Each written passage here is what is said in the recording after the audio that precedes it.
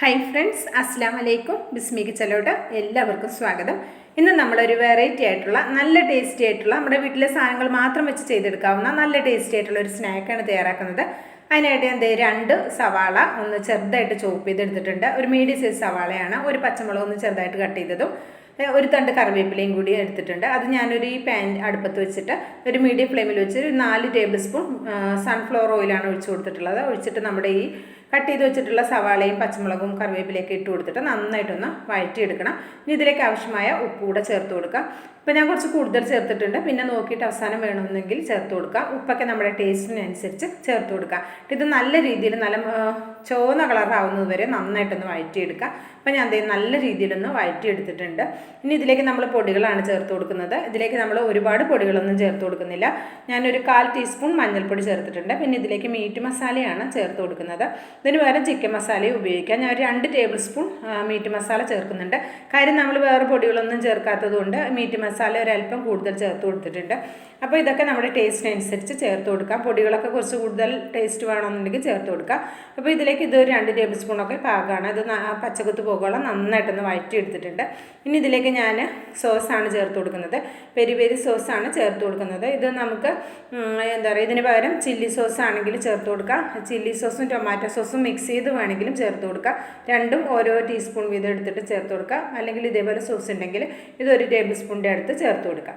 എന്നിട്ട് ആ സോസിൻ്റെ ആ ഒരു പച്ചക്കുത്ത് പോകോളം ഒന്ന് മിക്സ് ചെയ്തെടുക്കാം. ഈ ഒരു സോസിന് ചെറിയൊരു എരിയും പുളിയും ഒക്കെ ഉണ്ടാവും. നല്ലൊരു ടേസ്റ്റാണ് കേട്ടോ. അപ്പോൾ ഇത് നന്നായിട്ട് ഞാനൊന്ന് മിക്സ് ചെയ്തെടുക്കുവാണ്.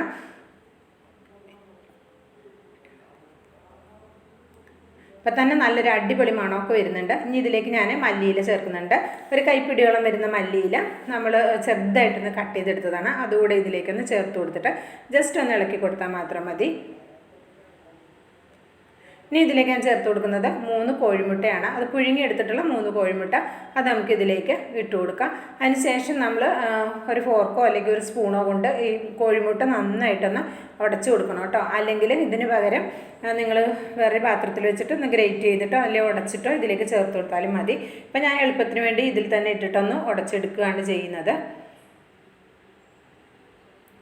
നല്ല ടേസ്റ്റി ആയിട്ടുള്ള നമ്മുടെ വീട്ടിലെ സാധനങ്ങൾ മാത്രം വെച്ചിട്ട് പെട്ടെന്ന് നമുക്ക് തയ്യാറാക്കി എടുക്കാവുന്ന ഒരു അടിപൊളി സ്നാക്കാണ് കേട്ടോ. ഇത് നമുക്ക് ഏത് നേരത്തും കഴിക്കാം. ഇപ്പോൾ പെട്ടെന്നൊക്കെ ഒരു ഗസ്റ്റ് വരുന്ന സമയത്ത് പെട്ടെന്ന് നമുക്ക് തയ്യാറാക്കി എടുക്കാവുന്ന നല്ല ടേസ്റ്റി ആയിട്ടുള്ള ഒരു സ്നാക്കാണ് കേട്ടോ. അപ്പോൾ ഒരു പ്രാവശ്യമെങ്കിലും ഒന്ന് ട്രൈ ചെയ്ത് നോക്കണേ. അപ്പോൾ അതെ, ഞാനൊന്ന് മുഴുവനായിട്ടൊന്ന് ഉടച്ച് മിക്സ് ചെയ്ത് എടുക്കുന്നുണ്ട്.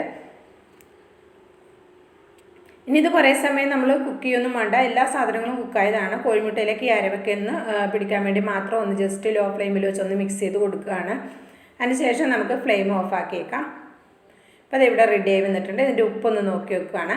ഉപ്പൊക്കെ കറക്റ്റ് പാകമാണ്. ഞാൻ ആദ്യം ചേർത്ത ഉപ്പ് തന്നെ ചേർത്തിട്ടുള്ളൂ, പിന്നെ ഉപ്പ് ചേർത്തിട്ടില്ല. കറക്റ്റ് പാകമാണ്. അപ്പോൾ ഞാൻ ഫ്ലെയിം ഓഫ് ആക്കിയിട്ടുണ്ട് കേട്ടോ. അപ്പോൾ നിങ്ങൾക്ക് ഇതിൽ കുറച്ച് കൂടുതൽ എരിവാണെന്നെങ്കിൽ ചേർത്ത് കൊടുത്തോളൂ. ഞാനിപ്പോൾ ഒരു 1.25 കപ്പ് മൈദയാണ് എടുത്തിട്ടുള്ളത്.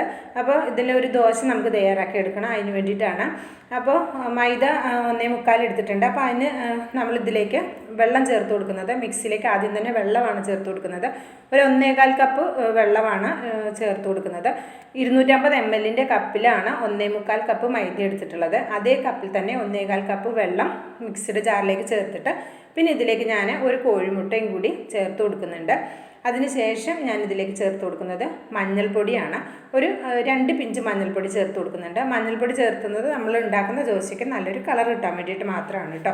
പിന്നെ ആവശ്യത്തിനുള്ള ഉപ്പും കൂടെ ചേർത്ത് കൊടുത്തിട്ടുണ്ട്. പിന്നെ ഇതിലേക്ക് നമ്മൾ എടുത്ത് വെച്ചിട്ടുള്ള 1.25 കപ്പ് മൈദയും കൂടി ചേർത്ത് കൊടുക്കുന്നുണ്ട്. ചേർത്തിട്ട് നമുക്കിത് നന്നായിട്ടൊന്ന് അടിച്ചെടുക്കണം. അപ്പോൾ വെള്ളം ആദ്യം ചേർത്ത് കഴിഞ്ഞാൽ നമുക്ക് ഈ മിക്സിയുടെ ജാറിൽ ഒട്ടിപ്പിടിക്കുന്ന പ്രശ്നമൊന്നും ഉണ്ടാവില്ല. അപ്പോൾ ഇത് നന്നായിട്ട് അടിച്ചെടുത്തിട്ട് ബൗളിലേക്ക് ഒഴിച്ചു കൊടുത്തിട്ടുണ്ട്. ഇതാണ് ഈ മാവിൻ്റെ ഒരു കൺസിസ്റ്റൻസി. അപ്പോൾ ഞാൻ നിങ്ങൾക്ക് മിക്സിയുടെ ജാർ കാണിച്ചു തരാം. തീരെ ഒട്ടിപ്പിടിച്ചിട്ടൊന്നുമില്ല. ഇപ്പോൾ നമ്മൾ മൈദയാണ് ആദ്യം ചേർത്ത് കൊടുക്കുന്നതെങ്കിൽ തീർച്ചയായിട്ടും ഒട്ടിപ്പിടിക്കുകയൊക്കെ ചെയ്യും. അപ്പോൾ ആദ്യം നമ്മൾ വെള്ളം ചേർത്തതിന് ശേഷം നമ്മൾ മൈദയോ ഏത് പൊടിയാണ് ചേർക്കുന്നത് ചേർത്ത് കഴിഞ്ഞാൽ ഒട്ടിപ്പിടിക്കില്ല കേട്ടോ. അപ്പോൾ ഞാനത് അടിച്ചെടുത്ത് അവിടെ വെച്ചിട്ടുണ്ട്. ഇനി നമുക്കൊരു ദോശ ചുട്ടെടുക്കണം. അതിനായിട്ട് ഞാൻ ഇതേപോലൊരു പാൻ അടുപ്പത്ത് വെച്ചിട്ട്, എൻ്റെ പഴയ പാൻ ആയതുകൊണ്ടാണ് ഞാൻ ഒരല്പം ഓയിലൊന്ന് സ്പ്രെഡ് ചെയ്ത് കൊടുക്കുന്നത്. അല്ലെങ്കിൽ നോൺ സ്റ്റിക്കിൽ സ്പ്രെഡ് ചെയ്യേണ്ട ആവശ്യമൊന്നും വരില്ല.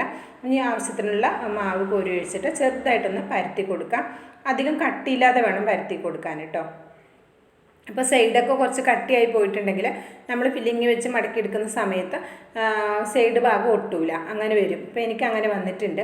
അപ്പോൾ അതുകൊണ്ട് സൈഡ് ഭാഗത്തിന് വലിയ കട്ടിയില്ലാതെ വേണം നമ്മളിതൊന്ന് എന്താ പറയുക ചുട്ടെടുക്കാനായിട്ട്. അപ്പോൾ ആദ്യത്തെ ഒരെണ്ണം ചുടുമ്പോൾ കുറച്ചൊരു പാനിലൊന്ന് ഒട്ടിപ്പിടിക്കും. ഞാൻ നേരത്തെ പറഞ്ഞില്ലേ പഴയ പാനായതുകൊണ്ട് ഒന്ന് ഒട്ടിപ്പിടിക്കും. പിന്നീട് ചുട്ട് വരുന്ന സമയത്ത് റെഡി ആയിക്കോളൂ കേട്ടോ.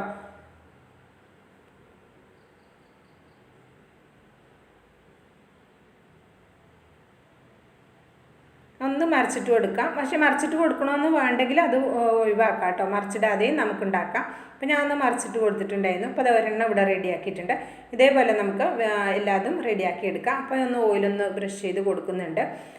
അതിനുശേഷം നമുക്ക് മാവ് കോരി ഒഴിച്ച് കൊടുക്കാം.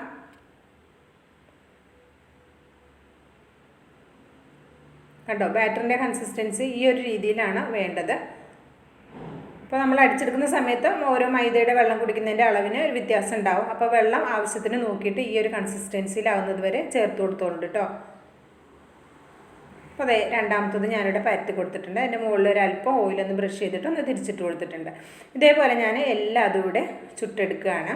അപ്പോൾ അതേ ചുട്ടെടുത്തിട്ടുണ്ട്. അപ്പോൾ നമ്മുടെ ഫില്ലിങ്ങും ഇവിടെ ചൂടാറി വന്നിട്ടുണ്ട്. അപ്പോൾ നമുക്കിതെങ്ങനെയാണ് സെറ്റ് ചെയ്യുന്നതെന്നൊന്ന് നോക്കി നോക്കാം. നമുക്കിതിലേക്ക് ഒരു ദോശ എടുക്കുക, എന്നിട്ട് അതിലേക്ക് ആവശ്യത്തിനുള്ള ഫില്ലിങ് നമ്മൾ വെച്ച് കൊടുക്കുക. ഒരുപാട് നടുക്കാക്കി വെക്കണ്ട, കുറച്ചിങ്ങനെ സൈഡിലോട്ട് ആക്കി വെക്കുക. നമ്മൾ സാധാരണ ചിക്കൻ റോളൊക്കെ ഉണ്ടാക്കാറില്ലേ, അതേപോലെ തന്നെയാണ് ഇത് മടക്കിയെടുക്കുന്നത്. ഇതിൻ്റെ ഫില്ലിങ് അടിപൊളി ടേസ്റ്റാണ് കേട്ടോ. ഒരു പ്രാവശ്യമെങ്കിലും ട്രൈ ചെയ്ത് നോക്കിയിട്ട് അഭിപ്രായം പറയാൻ മറക്കരുത് കേട്ടോ. അപ്പോൾ നോക്കാം, ഞാൻ ഇതേപോലെ ഒന്ന് മടക്കി കൊടുക്കുന്നുണ്ട്. ഇങ്ങനെ മടക്കിയത് നമുക്ക് ഒരു പ്ലേറ്റിലേക്ക് മാറ്റി കൊടുക്കാം. അപ്പോൾ ഞാൻ നേരത്തെ പറഞ്ഞില്ലേ സൈഡ് ഭാഗം ഒട്ടാതെ വരുന്നത് സൈഡ് ഭാഗത്തിന് കനം കൂടിയത് കൊണ്ടാണ് ഒട്ടാതെ വരുന്നത്. കനം കുറഞ്ഞു കഴിഞ്ഞാൽ തീർച്ചയായിട്ടും ഒട്ടിയിരിക്കും. അപ്പോൾ അതെ ഞാനിതൊരു പ്ലേറ്റിലേക്ക് മാറ്റിയിട്ടുണ്ട്. ഇതേപോലെ നമുക്ക് ബാക്കിയുള്ളതെല്ലാം ഫില്ല് ചെയ്തെടുക്കാം. എനിക്ക് ഏകദേശം ഒരു 7 ദോശയാണ് 1.25 കപ്പ് മൈദ കൊണ്ട് റെഡിയാക്കി എടുക്കാൻ പറ്റിയിട്ടുള്ളത്.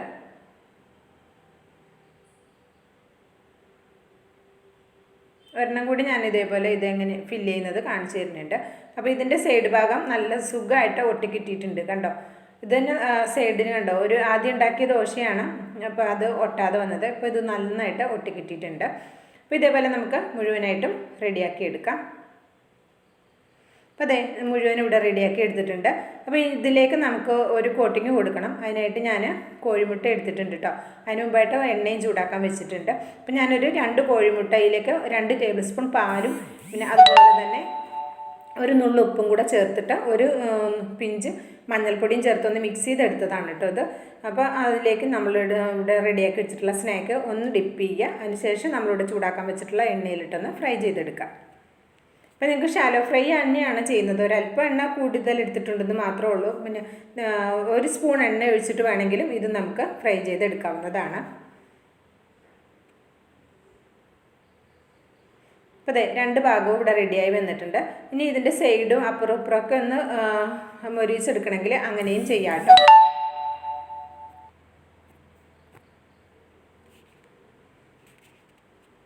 അപ്പോൾ ഇത് 2 എണ്ണം ഞാനിവിടെ റെഡിയാക്കി വെച്ചിട്ടുണ്ട്. ഇതേപോലെ അതാ ഫുള്ള് ഇവിടെ ഞാൻ റെഡിയാക്കി കൊണ്ടുവന്നിട്ടുണ്ട്.